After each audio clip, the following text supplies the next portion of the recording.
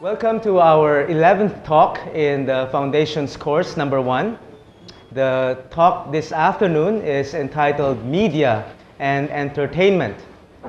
And also to remind you that this is the second talk in the last unit of Foundations 1 concerned with faithfulness and order. We talked last time about time and how time is a very valuable resource which the Lord expects us as disciples to use well.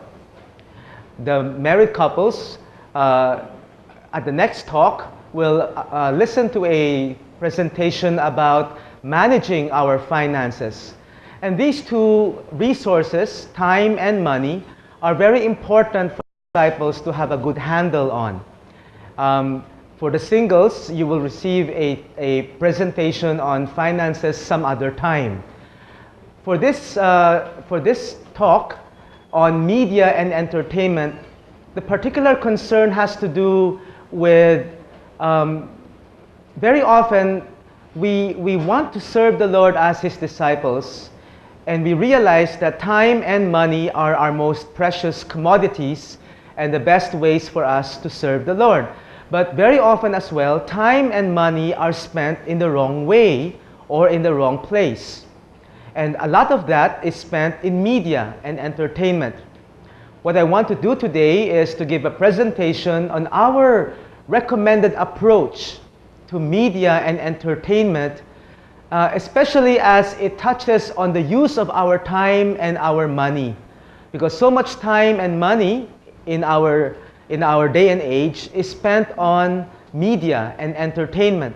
And we want to be people who are wise regarding this area of the use of our time and money as they relate to media and entertainment.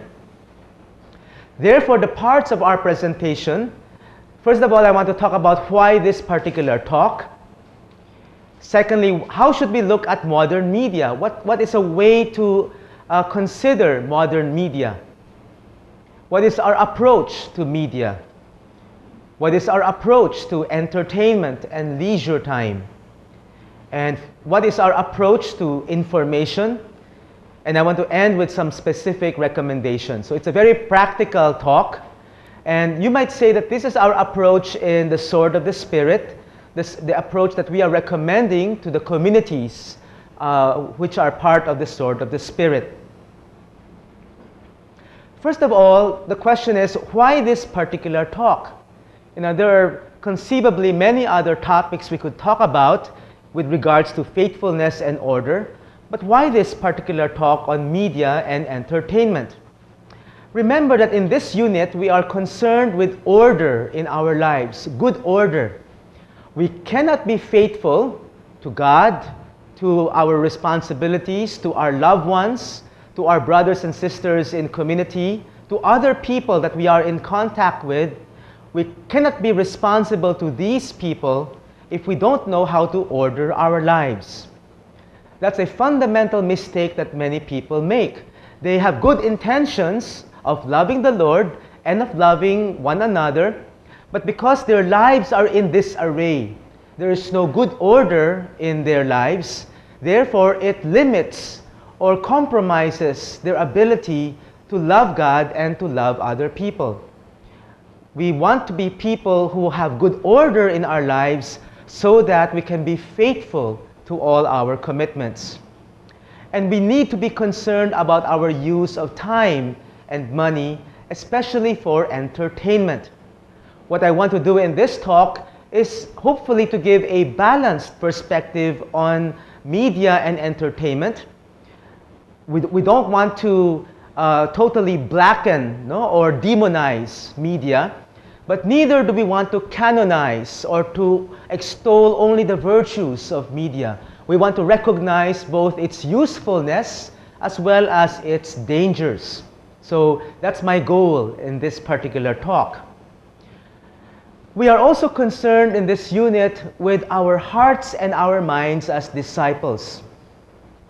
Some of you might be thinking that discipleship simply means doing the right thing, or keeping the commandments, or doing some external things.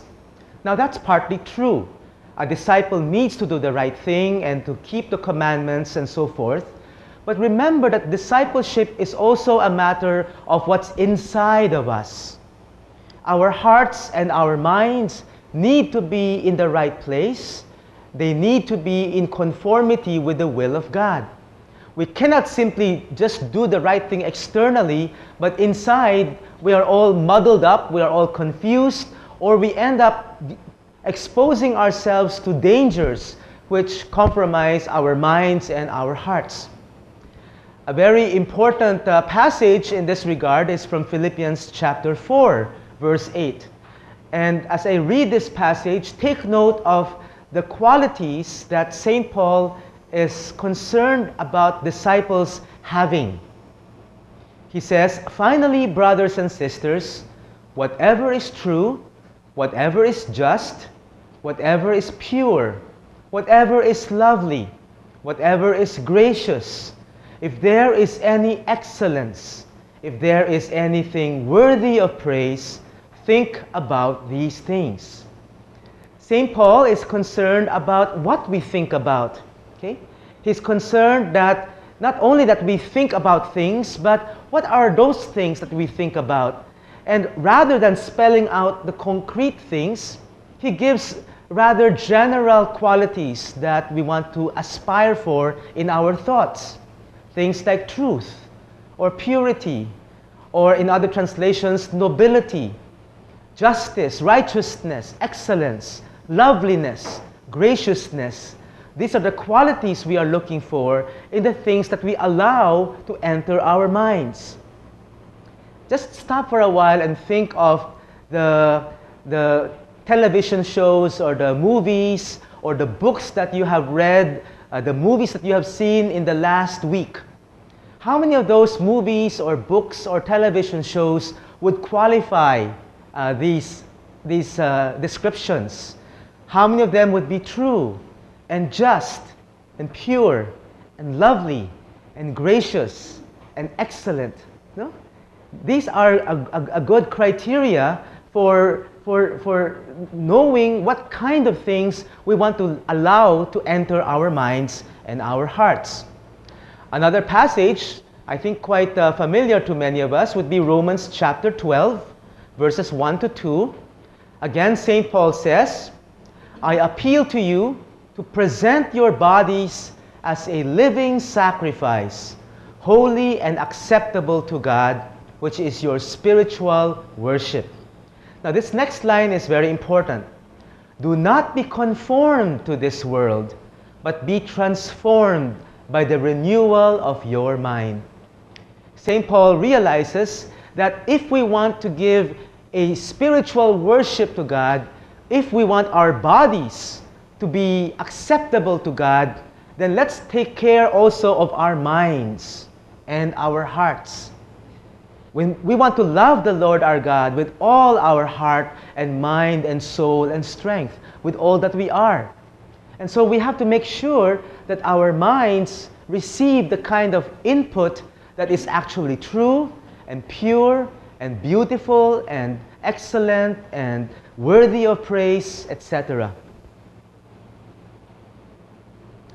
Let's talk about media. What is this word media?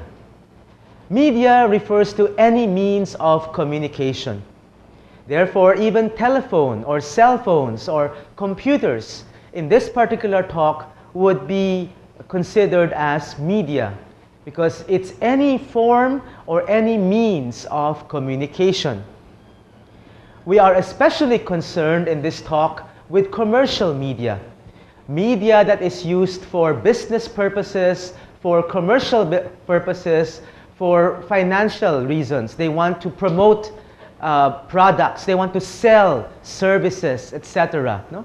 And we're concerned about that. But we're also going to look at some non-commercial use of media. So listening to music, that's not necessarily a commercial use of media, but still we want to consider that aspect of media intake nevertheless. No? How are we using our time? How are we using our money? These are the things we want to ask ourselves. And as a as a preliminary comment, let me say that what we want to do in this talk is to make you much more, to heighten your consciousness of your media intake, and to teach you and to exhort you to be much more careful, much more discerning, much more critical in allowing things to enter your mind and to enter your heart. Again, why? Because we are concerned with discipleship. If we want to be disciples of our Lord, then we want to make sure our minds and our hearts, our time and our money, every practical area of our life, we want them to be in conformity with the will of God. Modern media today poses many challenges for us. And I don't think I need to make any long elaboration about that, no? Because even for many of us, we realize that media has its built-in dangers. There's a lot in media that is undesirable. Earlier I said that media means any means of communication. Therefore, it is not the end in itself, but it is simply a means for something else. And therefore, when we consider the use of media, we should not simply stop with the movie itself or the television show itself or the music itself. But you see, these are means for communication. And we want to look at what they are communicating to us. There can also be Christian uses of media. That's great. So one of the obvious things in this talk is we're not demonizing or condemning all kinds of media, because we recognize that there is much good in media. And the gospel can also be promoted through the media. We can make use of media for many good reasons, for many good purposes, even for Christian purposes. So we want to have a balanced perspective with regards to media. Nevertheless, a lot of modern media is harmful. And we want to ask, in what way is it harmful? First of all, most obviously, much of media today has bad content. The content of media very often, the things that you see on television or in the movies, or that you listen over the radio, or that you read in books, much of that is bad or immoral or worldly or ideologically loaded. Let's consider, for example, something like movies. Here is a confession of a movie addict. Okay? When I was growing up, movies were my most popular form of entertainment. No, I shouldn't say that. Books was my #1 form of entertainment, and the second is movies. And I have to say that I was very eclectic. You know, I like movies a lot, and so I watched all kinds of movies. One of my most favorite kinds of movies are science fiction movies. I'm a big Star Wars fan, no? And then Battlestar Galactica came, and all other kinds of, by saying that, I tell you my age already. Many of you don't know what those things are, no? But I like science fiction movies. And one time I was talking to a Christian brother, to a brother in the Sword of the Spirit, and I told him that I like science fiction, space movies a lot. And he said, you know, Jake, there's a lot of ideology that is hidden in science fiction movies or in space movies. Very often, God is absent in space movies or science fiction movies. Or the worldview it gives you is not the Christian worldview.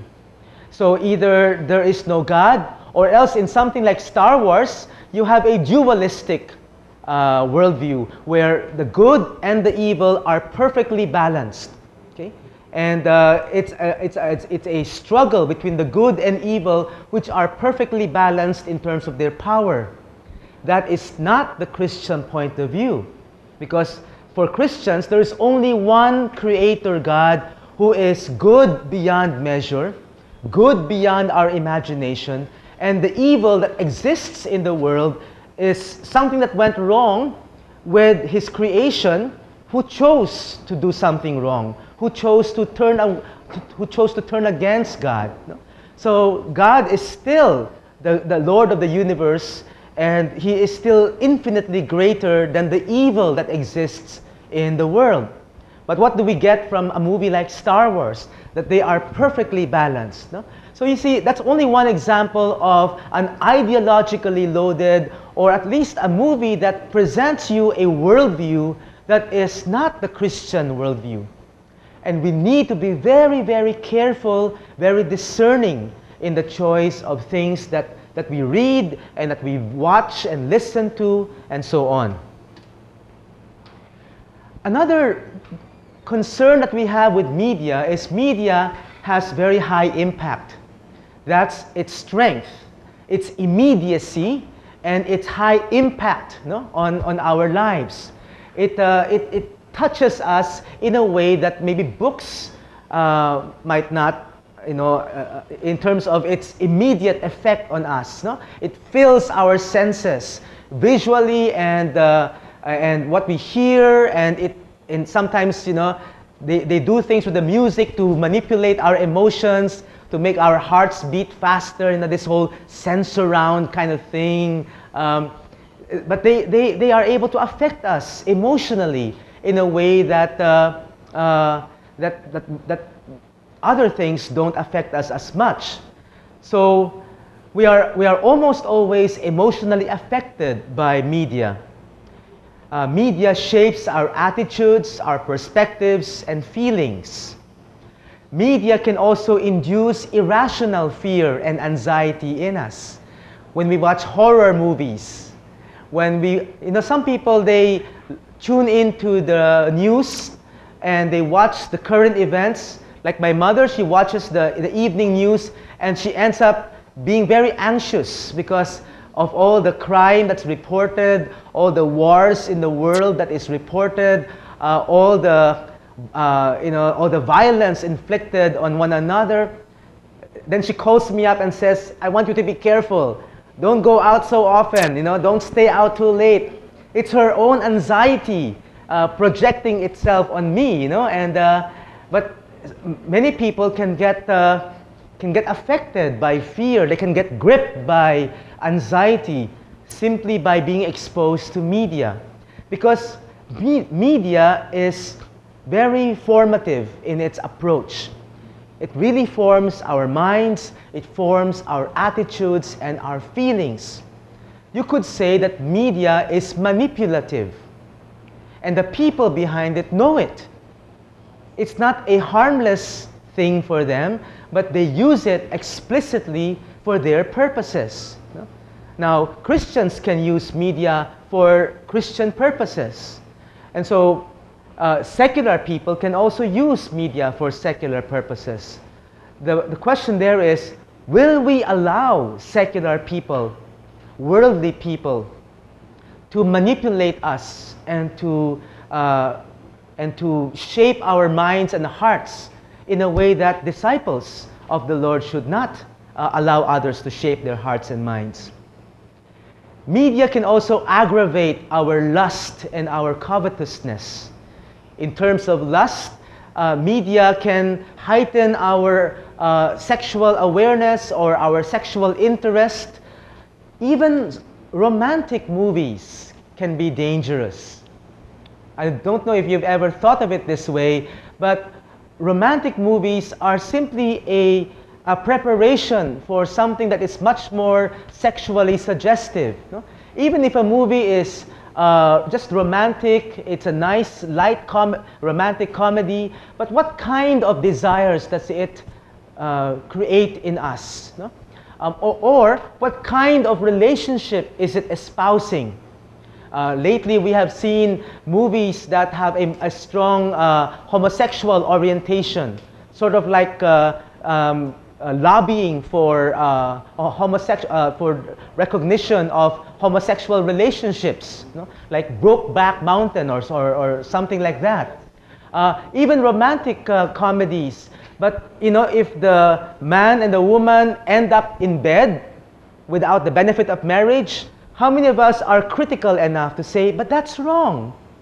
It's a comedy, it's a nice romantic movie, But if they end up doing something immoral, do we object? Or are we so desensitized already to these things? We are so used to these kinds of movies that we are no longer critical in the way we approach them. Or covetousness, you know, because certain media, you tune in to cable television. They have different channels, and some channels really want to show you the good life, the way the rich people live, and what you can buy if you had the money, you know. Or it actually feeds your covetousness, or it makes you want more and more things in your life. Finally, we can say that media can also numb us towards certain things by its blatant sexuality, by its showing of graphic violence and death. It numbs us. I remember when I first watched a movie like Saving Private Ryan. The first half hour of the movie, I've not seen so much blood and very, very realistic bullets entering human bodies, no? And bodies exploding, or arms and heads lying on the beach, and so on. It kind of shocks you. But then as the movie goes on, you get more and more numb. You get used to it. No? And there's a certain paradox about that, because as we get more and more numb by these images of death, then it makes us less sensitive to the needs of others. It makes us less sharp about the wrongness of certain things, you know. And so we kind of approach death in a very cavalier way, or sex no longer shocks us, blatant sexuality or violence no longer upsets us, because we're so used to it. It's our daily food. We receive it every day, and it makes us so numb to it. There are other problems. Let me be quick with these other problems. Media can also be time-consuming. It uses a lot of our time. Okay? It can interrupt social activities. Much of media is for personal use. So personal viewers, personal headphones, personal computers, personal handheld games, and so on. These are all for personal use. That's fine. But we have to be watchful that it doesn't interrupt social activities. Sometimes I'm out with my brother's family having a meal in a restaurant. It's a social time, but every one of their kids is playing with a handheld computer game. And so the adults are talking and socializing, but none of the kids are interacting with the adults, because they're all wrapped up in their own computer games.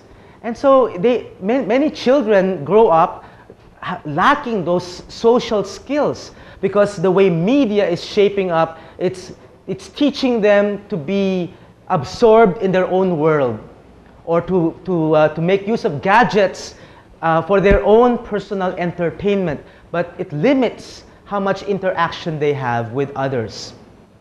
And so media can replace active entertainment with passive entertainment. It used to be that if you want to entertain or to distract yourself, you can go for a nice walk, no, or go out with some friends. It's something much more active if you want to get some distraction or some entertainment. But nowadays, entertainment is very passive.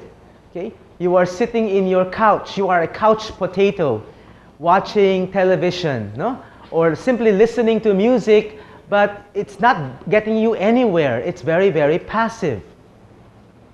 It can be expensive as well, because people can buy lots and lots of gadgets and the latest technology, the latest entertainment system. Okay? They can buy more and more DVD tapes, etc. No, but it can be very expensive. finally, it can be escapist. Now, sometimes we do need to get away from our concerns and to find some kind of distracting entertainment in order to relax our minds and then to go back to our work. So there is room for entertainment and to have some leisure time. But much of media today is escapism, or because we seek mindless entertainment, we become less critical. I can be guilty of that. No? After a long week, what I want most of all is to watch a mindless movie. A movie that will make me laugh, nothing serious, no serious issues, something light, comedy or action-packed movie. But action-packed movies are some of the most violent movies as well. Okay? But because I'm looking for a mindless movie, I end up simply sitting there and allowing the movie to influence me in a very uncritical way. And my defenses are down because I'm so tired. My critical defenses are down. I'm no longer thinking about what the values or whether to accept this or to accept that. I'm a sponge. I'm simply a sponge, and it's all coming in. And that's very dangerous. That's very dangerous. Conclusion is, we cannot afford to be complacent. We need to address this area as disciples of our Lord. Let me repeat that. We cannot afford to be complacent, and we need to address this area as disciples of our Lord. So let me give you our approach, our recommended approach to media. Two important words: selective and limited. We want to be selective in the kind of media that we expose ourselves to, whether it's books or radio or cable television or movies, internet, okay? We want to be selective in what we expose ourselves to, and we want to be limited in our intake as well. So those are two words which capture our recommended approach. We want to be selective and we want to be limited. Now, these things imply several principles. And let me share with you a few principles with regards to the use of media. The first principle is this: we want to relate to media by conscious decision. We want to relate to media by conscious decision. Let's see if you can relate to this. You go into your car early in the morning, you want to drive to work, and the first thing you do after you turn on the ignition is to turn the radio on, or to put a CD into your player. And it's almost automatic. You're no longer thinking about consciously turning the radio on or playing a particular music. But it's all by habit, no? And we have many habits like that. Some people, they come back from work and the first thing they do is they read the newspapers or they turn on the television. It's all by habit. But how much of that is by conscious decision? Again, if we are people who want to be disciples, who want to be careful with what comes into our mind and our heart, and we realize the powerful effect of media on us, we want to relate to media by conscious decision. The second principle is this: we want to use media only when we have good reasons. Okay? So not just by conscious decision, but also when we have good reasons. What are some good reasons? Let me give you a few. Education. Education is a very, very good reason for making use of media. You want to grow in your understanding. You want to learn some things. You want to learn about a particular culture. You want to learn about a particular historical fact. You want to learn about something. Then you consult an encyclopedia. You go to the internet and try to search for what gives you that information that you want. You want to deepen your understanding, and you want to grow in your education on something. So that's a very good reason for making use of media. There are many cable channels nowadays which are very educational. Okay? And so, and even there, you want to pick the programs quite carefully. Because even if the cable channel is meant for education, remember that that the people behind them almost always have their own agenda. They have their value system which they want to promote. And so there is no neutral media. Even for educational purposes, the people have an agenda that they want to promote. Nonetheless, education is a good reason to make use of media. Another good reason is information. Okay? You know, I'm preparing for a talk I'm giving tomorrow evening. And I recall snatches of a line from a poem by an English poet named Francis Thompson. Okay? And so what do? I go to the internet, I go to a search engine, and I type in the words that I recall, and I also put in the name of the poet, and I hit the search button. True enough, the whole poem comes out, okay? Instantly. And that's great. No? It's a resource that our parents or our grandparents before did not have. We are blessed by such a resource. And it's a good use of media to get the information we need. You see, some of us take the approach of using media even if we don't have good reasons. And I think I want to discourage you from that approach. We want to be disciples who have a particular focus. We want to love the Lord our God with all our heart, mind, soul, and strength. And everything in our life, every area of our life needs to help us to love the Lord with all our mind, heart, soul, and strength. And therefore, when we use something like media, let's make use of it for a good reason, for the glory of God, for the advancement of the gospel, for the cultivation of the right values in us, the right attitudes in us. So let's make sure we have good reasons and good motives in the use of media. Let me give you two more principles. The third principle is we should avoid media that is immoral or harmful. I think this is very, very obvious. Okay? None of us should be surfing indiscriminately, especially in sites which are harmful to us morally and spiritually. None of us should be watching movies or reading books which would be objectionable on moral grounds or on spiritual grounds. We want to avoid such media. Again, you encounter people who say, but you know, I don't want to be too protected. I want to expose myself to what's out there. And okay, fine, if that's what you want, but I am a disciple of the Lord.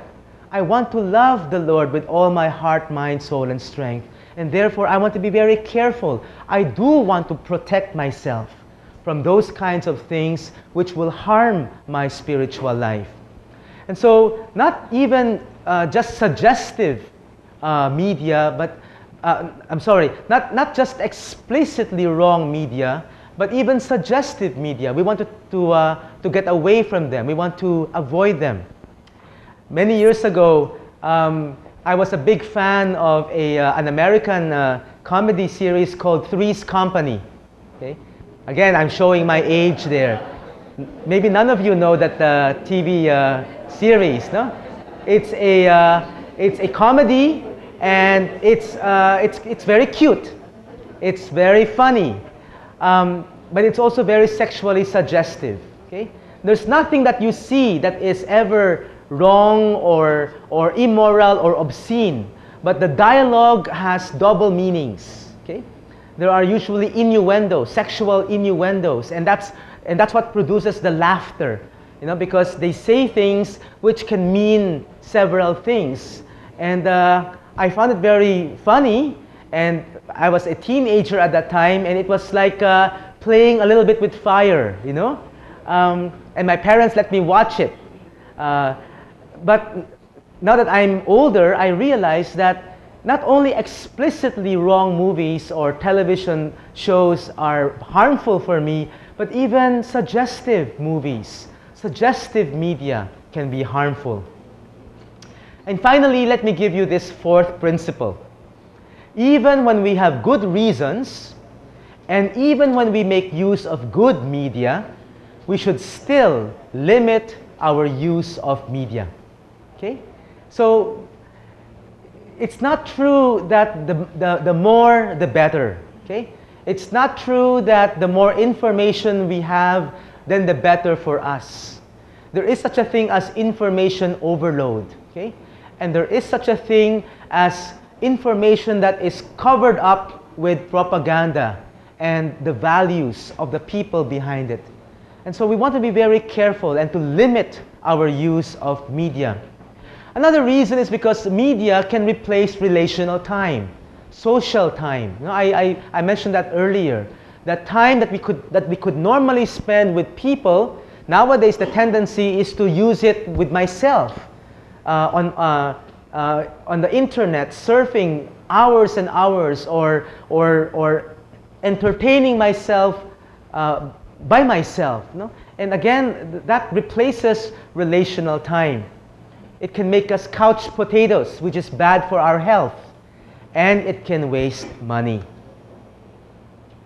So to summarize, here are the principles again. We relate to media by conscious decision. We use media only when we have good reasons. We should avoid media that is immoral and harmful. And finally, even when we have good reasons, and even when we make use of good media, we should still limit our use of media. What about our approach to entertainment and leisure time?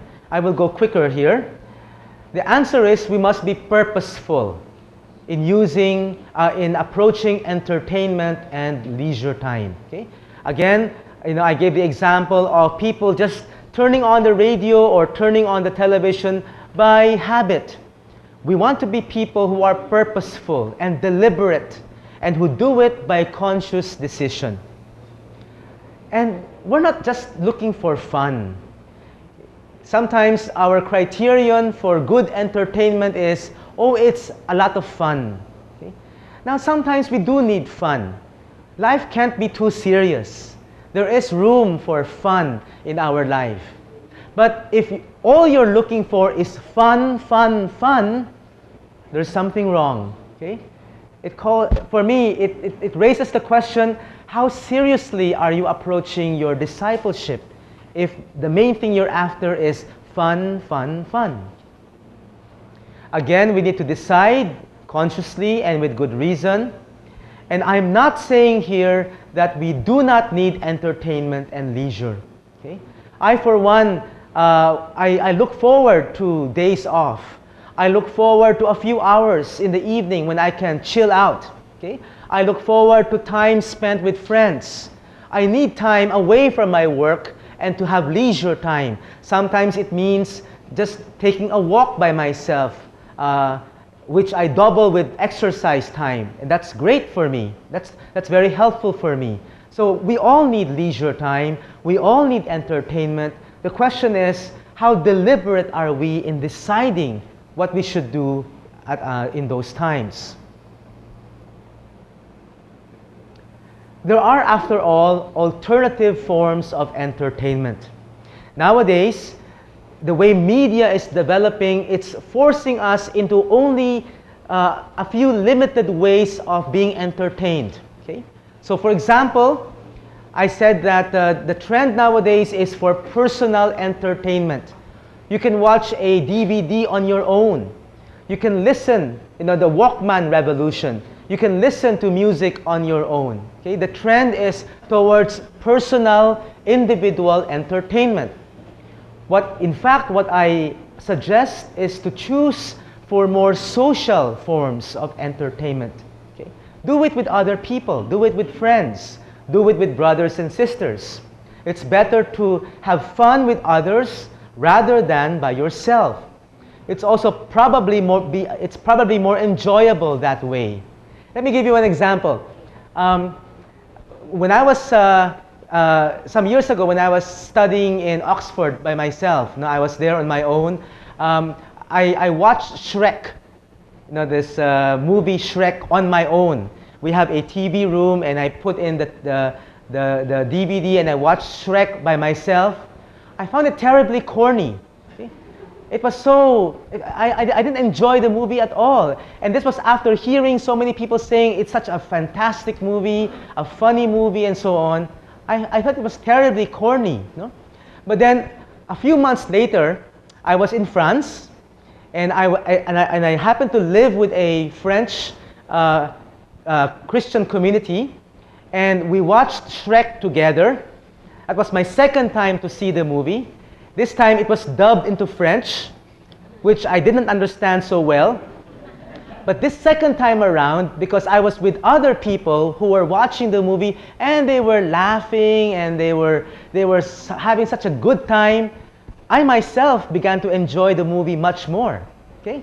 Again, I didn't understand the dialogue so well, and it was my second time to watch the movie, but because I was with people, my friends who were enjoying it, then I also enjoyed it much, much more, rather than seeing something by myself. So for me, it's a lesson that it's better to do things with other people very often. Of course, it's not the absolute rule, and there can be reasons sometimes to get away from other people and to have much more quiet time by yourself, to recoup your strength, etc. Okay? Another way of approaching this is better to be active and relational rather than passive. So let me give you some examples of active entertainment, which is very social, very relational. Storytelling, okay? Storytelling with your friends. Storytelling with children. That's a very good way to pass the time and to entertain yourself and your audience. Group games is also highly recommended. Having talent shows. Okay? Some families, after the Lord's Day, their children put on a talent show. That's great. In our brotherhood house, once in a while, after the Lord's Day dinner, we have a game together. And so these are ways that are very relaxing, very entertaining, and very relationship building. Okay? Rather than doing things on our own, we can do things together with brothers and sisters. Things which are wholesome, upbuilding, and family friendly. We need to be proactive.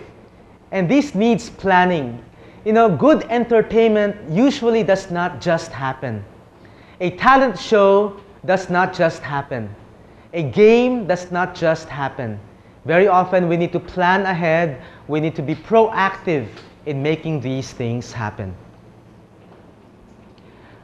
Finally, how about our approach to information? We live in a world that is information saturated. In fact, people nowadays feel that information is a right. They have a right to information. Whereas the more traditional perspective is information is a privilege. Okay? Information is not a right, but it is a privilege. But nowadays, there is a right to know. There is a right to know, but that's not true. And besides, we are overwhelmed by the sheer volume of information. Okay? There are cable television channels which are devoted to 24-hour news every day of the week. And how much news do you really need in your life? Okay? And don't think that these news are perfectly objective and very neutral and value-free and so on. That's not true. Simply the choice of certain news stories over other news stories. And the way you present the news story, they show the prejudice or the value system of the reporter or of the editor and so on. No? So we have to be much more discriminating in the use of, in acquiring information. Information is not the same as wisdom. Let's understand that. Information has to do with facts. Wisdom has to do with what you make use of the facts in order to help you become the person that God wants you to be. There can be people who have so much information in their head. I know people like that. You know, you ask them about this and they have the answer at the tip of their tongue or at the snap of their finger. They know so many things. But I would not call them wise people. Okay? Some of these people who are very bright, who have a lot of information in their minds, but then they are not very wise. They don't know how to live. They're confused. You know? All their information has actually made them even more confused. We don't want to be people who simply have information. We want to be people who have wisdom. Again, I'm not dismissing all information gathering. I'm not anti-information.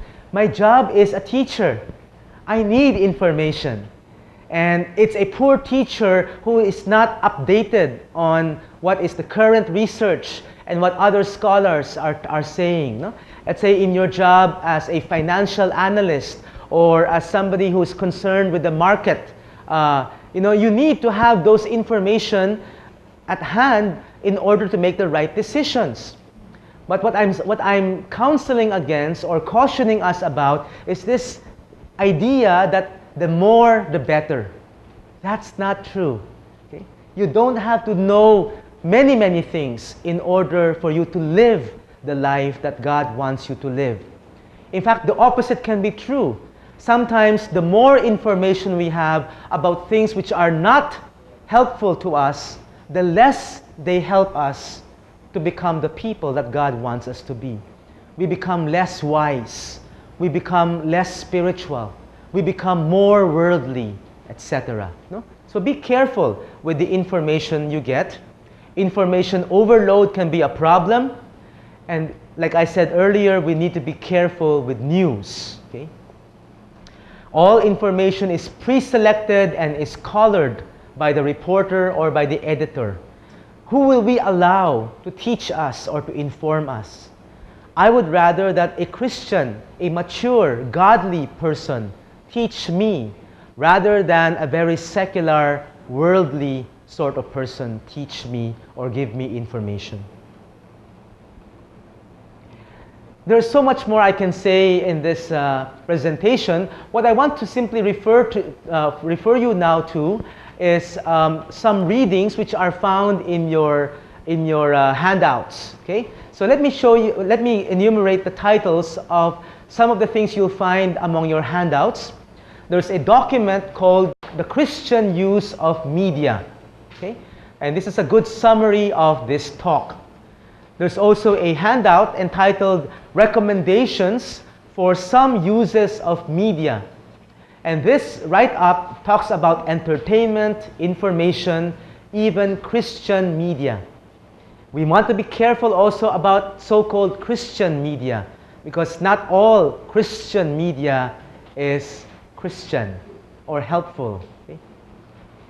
And finally, there's another document entitled Recommendations for Various Kinds of Media, talking about television, radio, internet, magazines, music, and so forth. No? So what I aim to do in this talk was simply to give some broad strokes, some guiding principles.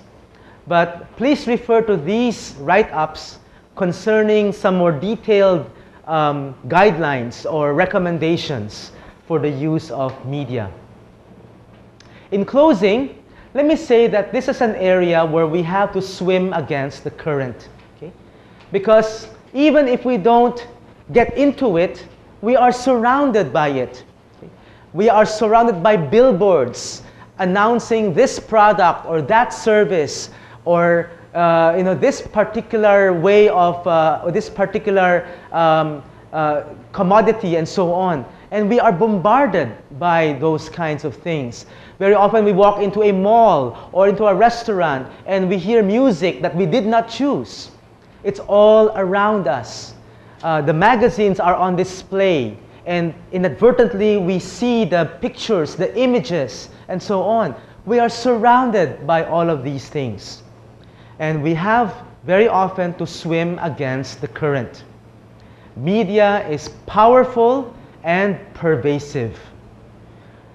And remember some weeks ago, I gave an analogy about the frog soup. If you want to make good frog soup, you start with putting the frog in cold water and turning the heat up. And the frog gets used to it, so much so that he is already boiling away and he still thinks it's very pleasant.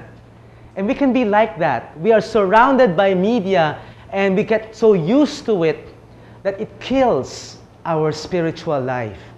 It kills our moral sensitivity. It makes us less prayerful, less godly, less thinking about the things of God. And so we want to be men and women who are very careful in this area. Let me end again with Philippians chapter 4. Very, very important exhortation. Finally, brothers and sisters, whatever is true, whatever is just, whatever is pure, whatever is lovely, whatever is gracious, if there is any excellence, if there is anything worthy of praise, think about these things. Thank you very much.